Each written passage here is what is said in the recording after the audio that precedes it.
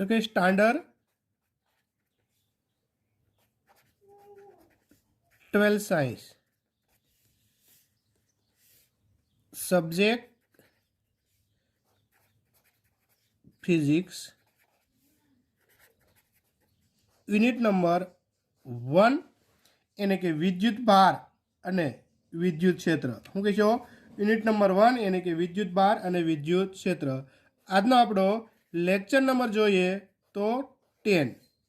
आजनो आपणो टॉपिक से बाळको टॉपिक से आपणो विद्युत फ्लक्स हूँ से आजनो आपणो टॉपिक से जे टॉपिक से हूँ कहीशो बाळको तो कि विद्युत फ्लक्स हूँ कहीशो विद्युत फ्लक्स विद्युत फ्लक्स विषे आज आपणे अभ्यास करवानो छे। कोना विषे अभ्यास करवानो छे तो कि विद्युत फ्लक्स वडे छे ए आपणे अभ्यास करवानो छे। तो के पहेला आपणे सौप्रथम विद्युत फ्लक्सनी आपणे समजूती आपणे जोईए अने त्यारबाद आपणे विद्युत फ्लक्सनी आपणे व्याख्या आपीए अने विद्युत फ्लक्स धन ऋण अने शून्य क्यारे होय तेना विषे आपणे अभ्यास करशुं। तो के सौप्रथम से ये आपणे विद्युत फ्लक्सनी हुं आपीए समजूती। तो कि पहेलो आपणे बाळको एवुं भणशुं तो कि विद्युत फ्लक्स हुं कहीशुं तो कि विद्युत फ्लक्स नी आपणे हुं आपी कि विद्युत फ्लक्सनी छे ए आपणे समजूती विद्युत फ्लक्सनी आपणे समजूती જોઈએ હું જોઈએ સમજૂતી।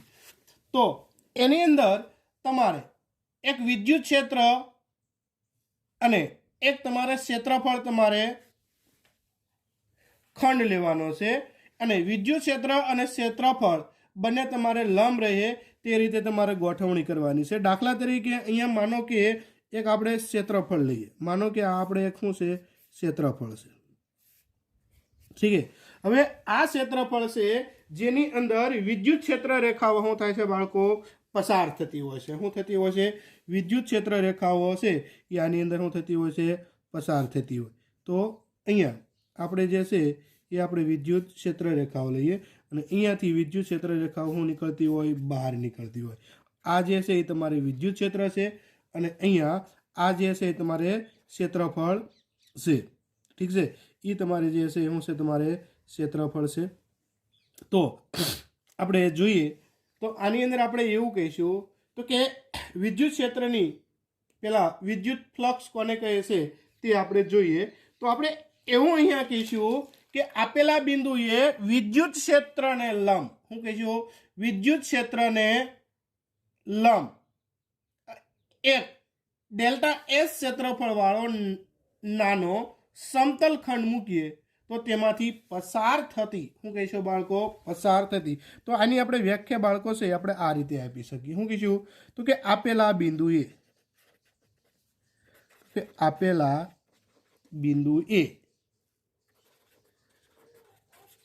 विद्युत क्षेत्र हूँ कहीशुं आपेला बिंदुए विद्युत क्षेत्र ई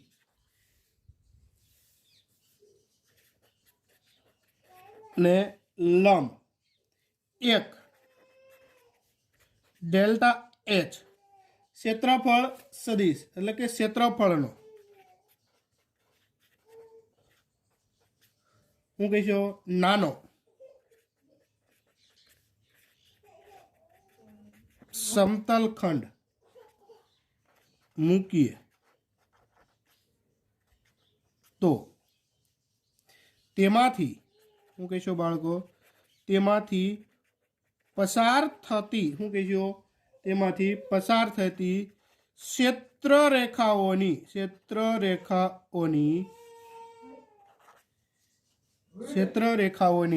हूँ कहीशो क्षेत्ररेखाओनी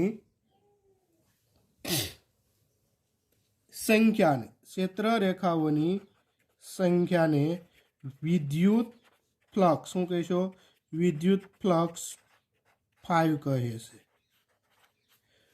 तो कि आपेला बिंदुए क्षेत्रफळ ई सदिश ने लंब अने डेल्टा एस क्षेत्रफळनो नानो समतल खंड मूकीए तो ये नाना समतल खंड मांथी એટલે કે આ મીન્સ કે તમારે નાનો સમતલ ખંડ છે એમાંથી તમારે પસાર થતી क्षेत्र रेखाओनी संख्या ने शू कहीशुं तो कि क्षेत्र रेखाओनी संख्या ने આપણે શું કહેવાનું છે વિદ્યુત ફ્લક્સ છે એ આપણે કહે છે એટલે કે આપેલા બિંદુએ વિદ્યુત ક્ષેત્ર ઈ ને લંબ એક ડેલ્ટા એસ ક્ષેત્રફળનો નાનો સમતલખંડ મૂકીએ તો તેમાંથી પસાર થતી ક્ષેત્ર રેખાઓની સંખ્યાને વિદ્યુત ફ્લક્સ તમારે ફાઈ કહે છે જેને ફાઈ વડે છે એ તમારે દર્શાવાય છે ઠીક છે તો અહીંયા આપણે આગળ જોઈએ તો કઈ તો અહીંયા આપણે વિદ્યુત ફ્લક્સ એને કહે ફાઈ અને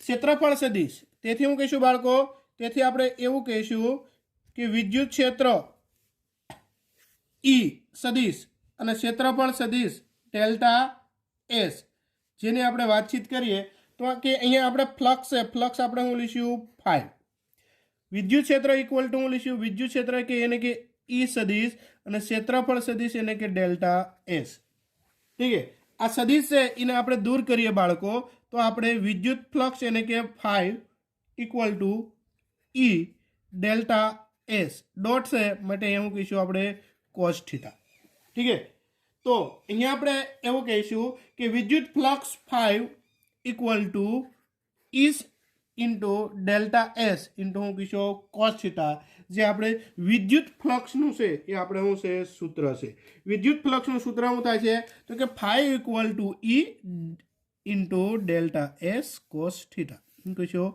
કોસ થીટા જો વિદ્યુત ક્ષેત્ર ઈને લંબ ડેલ્ટા એસ ક્ષેત્રફળના ખંડને મૂકીએ તો આ ક્ષેત્રફળ ખંડમાંથી પસાર થતી ક્ષેત્ર રેખાઓની સંખ્યા તમારે શું થઈ છે ડેલ્ટા ઈએસ થશે શું થાય છે ઈએસ થશે આ ક્ષેત્રફળને તમારે શું થાય છે સંખ્યા ક્ષેત્ર રેખાઓની તમારે સંખ્યા કેટલી થાય છે ઈ ઇન્ટુ ડેલ્ટા એસ કારણ કે ઈ સદિશ અને ડેલ્ટા એસ સદિશ બંને એક જ દિશામાં છે તેથી થીટા બરોબર આપણે શું લઈએ 0 જો બંને એક જ દિશામાં હોય તો થીટા બરોબર આપણે શું લઈએ છીએ 0 જો ઈ સદિશ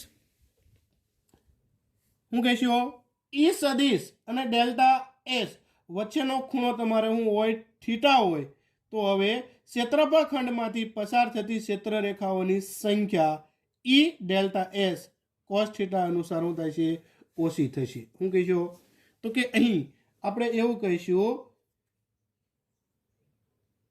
ક્ષેત્ર રેખાઓની સંખ્યા શું કહીશું ક્ષેત્ર રેખાઓની સંખ્યા શું કહીશું ક્ષેત્ર રેખાઓની સંખ્યા જે ક્ષેત્ર રેખાઓની સંખ્યા ઈ ઇન્ટુ ડેલ્ટા એસ થશે ઠીક છે બાળકો તો બીજી વસ્તુ આપણે એવું કહીશું જો અહીંયા તમારે ક્ષેત્રફળ ખંડમાંથી પસાર થતી ક્ષેત્ર રેખાઓની સંખ્યા ઈ ડેલ્ટા એસ કોસ થીટા અનુસાર તમારે શું થતી હોય બદલાતી હોય એટલે કે થીટા તમારે બદલાય તો એ પ્રમાણે તમારે શું થશે બદલાય છે જ્યારે ઈ અને એસ વચ્ચેનો ખૂણો શું હોય થીટા ઇક્વલ ટુ 0 હોય ત્યારે ક્ષેત્રફળ ખંડમાંથી પસાર થતી ક્ષેત્ર રેખાઓની સંખ્યા 0 થશે જે આપણે આકૃતિમાં છે એ આપણે દર્શાવીએ ઠીક છે શું કહીશું ક્ષેત્રફળ સદિશ ઈ અને ડેલ્ટા એસ વચ્ચેનો ખૂણો આપણે શું થાય 0 હોય ત્યારે ક્ષેત્રફળ ખંડમાંથી પસાર થતી ક્ષેત્ર રેખાઓની સંખ્યા કેવી થશે 0 ક્ષેત્ર રેખાઓની સંખ્યા ત્યારે જ મળશે કે જ્યારે વિદ્યુત ક્ષેત્ર ઈ અને ક્ષેત્રફળ સદિશ તમારે ડેલ્ટા એસ બંને તમારે શું હોય લંબ હોય ત્યારે જ આપણે વિદ્યુત ફ્લક્સ છે એ આપણે શું થાય છે લઈ શકીએ તો અહીંયા આપણે એવું કહીશું જ્યારે કોઈ વક્ર સપાટી હોય તો આ વક્ર સપાટીને ઘણી મોટી સંખ્યાના સૂક્ષ્મ ક્ષેત્રફળ ખંડોમાં તમે વિભાજિત કરીએ કલ્પીએ કે દરેક સૂક્ષ્મ ક્ષેત્રફળ ખંડ સમતલ્ય ગણીએ તો ડેલ્ટા એસ સદિશ જે તમારે સદિશ સ્વરૂપે છે એ આપણે લઈ શકાય તો અહીંયા આપણે એવું કહીશું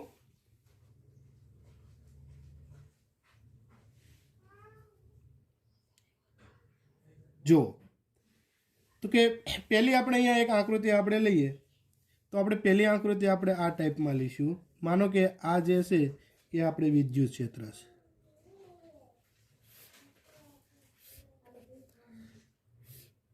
ઠીક છે।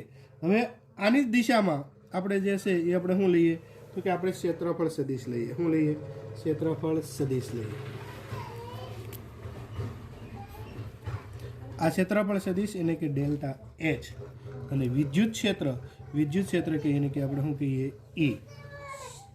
આ જ રીતે માનો કે બીજી આપણે એક આકૃતિ એ લઈએ કે સમતલને લંબ રૂપે હોય તો કે માનો કે સમતલને લંબ રૂપે આપણે કીધું છે તો એના માટે આપણે આ રીતનું છે એ આપણે દર્શાવી શકાય। ઠીક છે। તો અહીંયા આપણે જે છે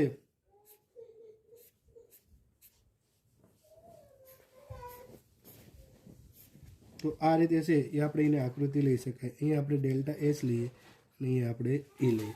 માનો કે ક્ષેત્રફળ સદિશ સાથે લંબ હોય તો આવી પણ આપણે એક આકૃતિ આપણે લઈ શકીએ છીએ। ઠીક છે। બીજી આપણે એક આકૃતિ લઈએ તો આ ટાઈપમાં આપણે આકૃતિ લઈ શકીએ છીએ। ઠીક છે બાળકો, જો આ આકૃતિ તમે ઠીક છે। ત્યારબાદ આપણે એક આ ટાઈપમાં આકૃતિ લઈએ। જો શું કહીશું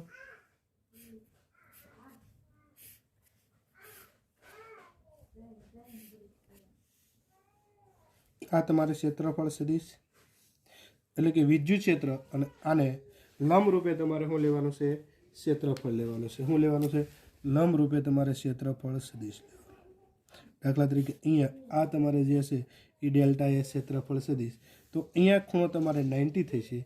આ ક્ષેત્રફળ સદિશ અને આની વચ્ચેનો ખૂણો તો અહીંયા તમારે આમ ડ્રો કરો તો અહીંયા તમારે કાટખૂણો છે એ તમે લઈ શકશો। તો અહીંયા આપણે એ રીતે કહીએ જો વિદ્યુત ફ્લક્સ એ વિદ્યુત ક્ષેત્રમાં મૂકેલા ક્ષેત્રફળમાંથી પસાર થતી અથવા તો ક્ષેત્રફળ સાથે સંકળાયેલ વિદ્યુત ક્ષેત્ર રેખાઓની સંખ્યા છે। તો અહીંયા આપણે એમ કહીશું આમ શું કહીશું બાળકો? આમ વિદ્યુત ફ્લક્સ એ વિદ્યુત ક્ષેત્રમાં મૂકેલા ક્ષેત્રફળમાંથી પસાર થતી અથવા ક્ષેત્રફળ સાથે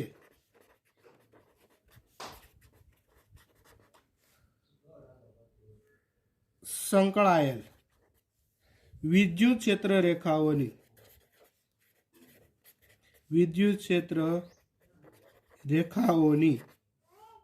સંખ્યા છે। શું છે બાળકો? તો કે વિદ્યુત ક્ષેત્ર રેખાઓની સંખ્યા છે। તો કે વિદ્યુત ક્ષેત્ર ઈમાં મૂકેલા અને ક્ષેત્રફળ ખંડ ડેલ્ટા એસ માંથી પસાર થતું વિદ્યુત ફ્લક્સ ફાઈ હોય તો આપણે સૂત્ર આ પ્રમાણે આપણે છે એ આપણે લઈ શકશું। શું કહીશું? તેથી વિદ્યુત ક્ષેત્રમાં મૂકેલા ક્ષેત્રફળ ખંડ ડેલ્ટા એસ માંથી પસાર થતું વિદ્યુત ફ્લક્સ એને કે ફાઈ ઇક્વલ ટુ ઈ સદિશ ઇન્ટુ ડેલ્ટા એસ સદિશ। તેથી ઈ ઇન્ટુ થઈ જાય છે ડેલ્ટા એસ, તમે શું કહીશો? Cos theta. જ્યાં શું કહીશો બાળકો? તો કે જ્યાં આપણે એવું કહીશું કે જ્યાં થીટા એ વિદ્યુત ક્ષેત્ર ઈ અને ડેલ્ટા એસ શું કહીશું? વિદ્યુત ક્ષેત્ર ઈ અને ડેલ્ટા એચ વચ્ચેનો શું છે? ખૂણો છે। ઠીક છે। તો આના ઉપરથી આપણે આ સૂત્ર મળ્યું, એના ઉપરથી આપણે વિદ્યુત ફ્લક્સ નો એકમ લખીએ અને વિદ્યુત ફ્લક્સને આપણે છે એ વ્યાપક છે એ આપણે વ્યાખ્યા આપીએ। તો જોઈએ તો વિદ્યુત ફ્લક્સનું આપણે સૂત્ર શું? તો કે વિદ્યુત ફ્લક્સનું આપણે સૂત્ર એવું લીધું કે વિદ્યુત ફ્લક્સ છે એનું સૂત્ર આપણે શું કહીશું? તો કે વિદ્યુત ફ્લક્સ એને કે ફાઈ ઇક્વલ ટુ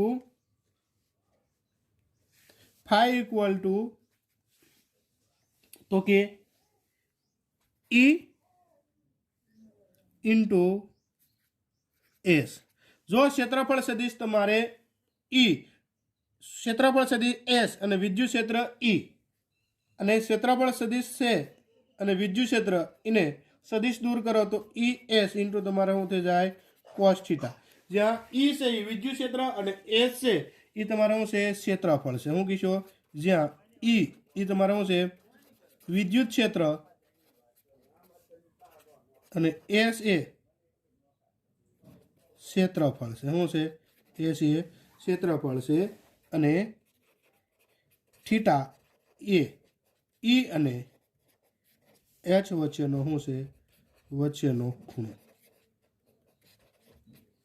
ઠીક છે. તો અહીંયા આપણે વિદ્યુત ક્ષેત્ર નો એકમ આપણે જાણીએ છીએ ન્યૂટન બાય કુલમ અને ક્ષેત્રફળનો એકમ આપણે શું લઈએ છીએ મીટર સ્ક્વેર. તો અહીંયા વિદ્યુત ફ્લક્સનો આપણે એસઆઈ એકમ લખીએ. શું લખશો? 5 છે એનો આપણે શું લઈએ એસઆઈ એકમ. શું કહીશું? 5 છે એનો એસઆઈ આપણે એકમ કહીએ તો કે એનો એસઆઈ એકમ newton metre square coulomb inverse અથવા એને આપણે લઈ શકીએ વોલ્ટ ઇન્ટુ શું થાય છે મીટર થશે. બરાબર. અને વિદ્યુત ફ્લક્સ છે ને બાળકો એ અદિશ રાશિ છે. શું છે? વિદ્યુત ફ્લક્સ 5 છે એ તમારે કેવી રાશિ થાય છે? અદિશ રાશિ થાય છે. કેવી રાશિ થાય છે? વિદ્યુત ફ્લક્સ 5 એ તમારે શું થાય છે અદિશ રાશિ. કેવી રાશિ થાય છે? અદિશ રાશિ. શા માટે અદિશ રાશિ? તો કે અહીંયા ક્ષેત્રફળ સદિશ ઈ સદિશ છે અને સોરી વિદ્યુત ક્ષેત્ર એને કે ઈ સદિશ રાશિ છે અને ક્ષેત્રફળ સદિશ એસ એ તમારે સદિશ રાશિ છે. માટે સદિશનો ગુણાકાર સદિશ સાથે એટલે શું થાય અદિશ. જે આપણે 11મા ધોરણમાં છે એ આપણે ભણી ગયા છીએ. માટે વિદ્યુત ક્ષેત્ર અને ક્ષેત્રફળ બંને સદિશ હોવાથી વિદ્યુત ફ્લક્સ એ બંનેનો ગુણાકાર થતો હોવાથી વિદ્યુત ફ્લક્સ છે આપણે કેવી રાશિ થશે? અદિશ રાશિ થશે બાળકો. કેવી રાશિ થશે? અદિશ. હવે આપણે વિદ્યુત ફ્લક્સની છે એ આપણે વ્યાપક વ્યાખ્યા આપીએ. શું કહીશું? તો કે વિદ્યુત ફ્લક્સની આપણે શું કરીએ? વ્યાખ્યા આપીએ. તો કે વિદ્યુત ફ્લક્સ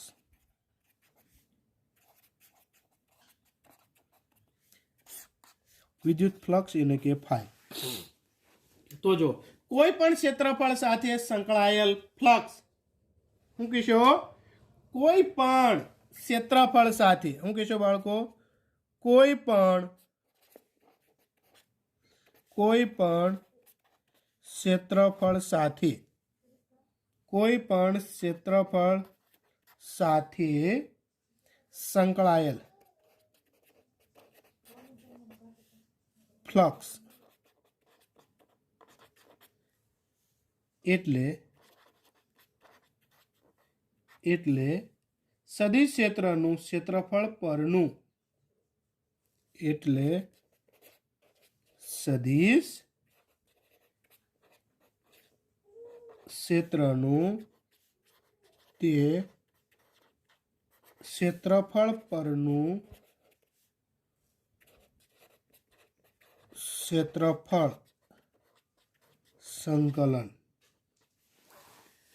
ઠીક છે. હવે અહીંયા આપણે કે બંધ વક્ર સપાટી કે ક્ષેત્રફળ સાથે સંકળાયેલ વિદ્યુત ફ્લક્સ ધન ઋણ અને શૂન્ય કઈ રીતે હોય છે તેના વિશે છે એ આપણે ડિસ્કસ કરીએ. શું કહીશું? ધન ઋણ અને શૂન્ય કઈ રીતે હોય છે તેના ઉપર છે એ આપણે ડિસ્કસ કરીએ.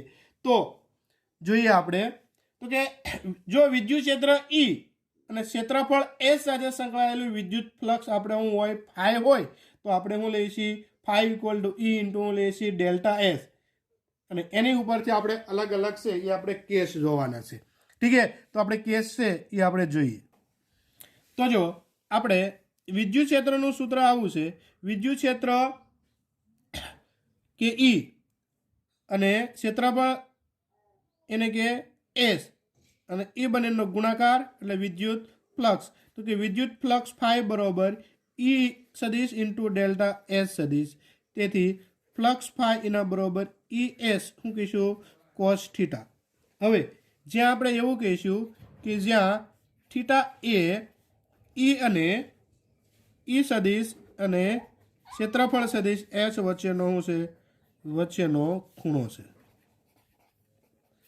તો આ સૂત્રમાં આપણે 3 કેસ છે એ આપણે વિચારી શકાય.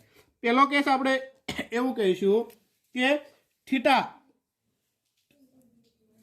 બરાબર તમારે શું લેવાના છે કે થીટા બરાબર તમારે 90 અથવા તો શું કહીશો π/2. થીટા બરાબર 90 અથવા તો શું કહીશો π/2.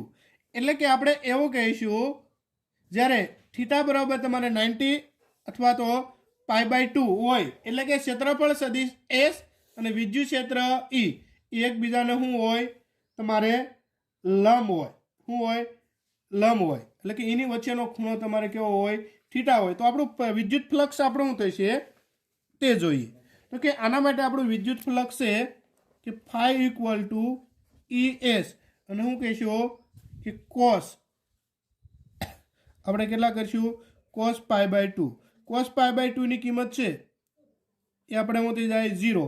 તો કે અહીંનું ફ્લક્સ છે એ આપણે શું થઈ જાય 0.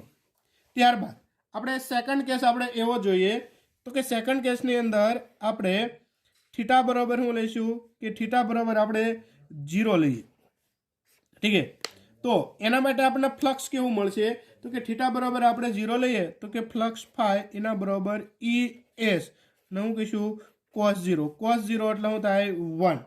cos 0 એટલે શું થાય 1. તો અહીંયા ES અને ત્યારબાદ છે એ આપણે થીટા બરાબર ને કેટલા લઈશું 180. શું કહીશું થીટા બરાબર આપણે શું કહીશું 180. થીટા બરાબર 180 અથવા તો શું કહીશું પાઈ. તો અહીંયા આપણે ફ્લક્સ ફાઈ શું કહીશું ES ઇન્ટુ શું કહીશું cos પાઈ. cos પાઈ એટલે શું થઈ જાય -1. તો ES -1. તો અહીંયા ફ્લક્સ ફાઈ બરાબર શું થઈ જાય છે -ES. તો અહીંયા આપણે વાતચીત કરીએ કે જ્યારે થીટા બરાબર 90 હોય ત્યારે ફ્લક્સ શું છે શૂન્ય છે. થીટા બરાબર 90 હોય ત્યારે ફ્લક્સ શું છે શૂન્ય છે અને થીટા બરાબર 0 હોય ત્યારે ફ્લક્સ શું છે મહત્તમ છે અને થીટા બરાબર પાઈ હોય ત્યારે ફ્લક્સ કેવું છે ધન છે. તો અહીંયા ફ્લક્સ આપણે શું છે શૂન્ય, અહીંયા ફ્લક્સ છે આપણે કેવું છે ધન અને અહીંયા ફ્લક્સ છે આપણે શું છે ઋણ. શું છે શૂન્ય, ધન અને ઋણ. એટલે કે થીટાનું મૂલ્ય 90 કરતા હોય થીટાનું મૂલ્ય છે શું કહીશું અહીંયા આપણે ટૂંકમાં આપણે અહીંયા આપણે આ રીતે લખી શકાય કે થીટાનું મૂલ્ય શું કહીશો કે જ્યારે થીટા લેસ ધેન શું કહીશો 90 તો ફ્લક્સ ફાઈ તમને કેવું મળશે ધન અને થીટા ગ્રેટર ધેન તમારે શું કહેવાનું છે 90 તો ફ્લક્સ ફાઈ તમને કેવું મળશે ઋણ અને થીટા બરાબર એક્ઝેક્ટ તમે શું કહેશો થીટા બરાબર એક્ઝેક્ટ તમે લઈ લો 90 તો ફ્લક્સ ફાઈ છે તમને કેવું મળશે શૂન્ય. એટલે કે વિદ્યુત ફ્લક્સનું મૂલ્ય ધન ઋણ અને શૂન્ય છે એ હોય છે. કેવું છે ધન ઋણ અને શું હોય છે શૂન્ય છે એ આપણે હોય છે. તો આના માટે આપણે ધન માટે શૂન્ય માટે અને આપણે ઋણ માટે આપણે આકૃતિ લઈએ તો આપણે આ ટાઈપની છે એ આપણે આકૃતિ બને જે આપણે હવે પછી આપણે જોઈએ. તો જો પેલી અહીંયા આપણે વાતચીત કરીએ તો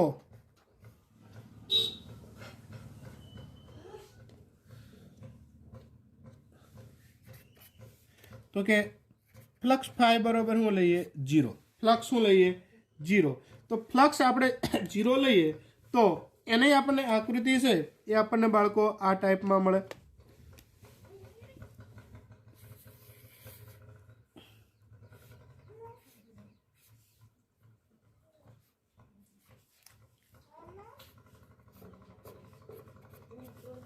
ઠીક છે એ ફ્લક્સ આપણે 0 માટેની છે.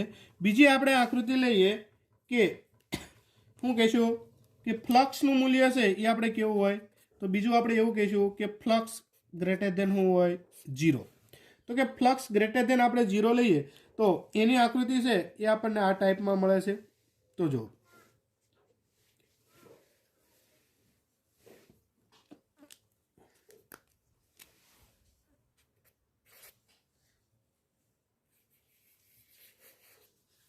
ठीक है। तो आनी अंदर आ रीते छे ए तमारे एनु संदर्भ में से तमारे आकृति से ए तमारे मळे छे।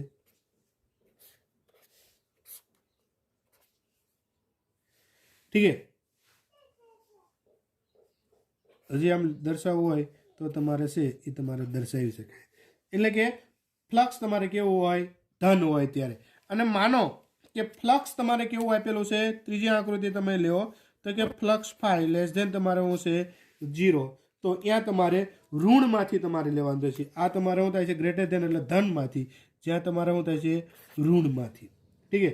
तो એ તમારે એની અંદરની તરફ તમારે જે છે એ તમારે હોય છે, શું કહેશો, અંદરની તરફ છે એ તમારે હોય છે। તો એના માટે આપણે આકૃતિ ડ્રો કરીએ।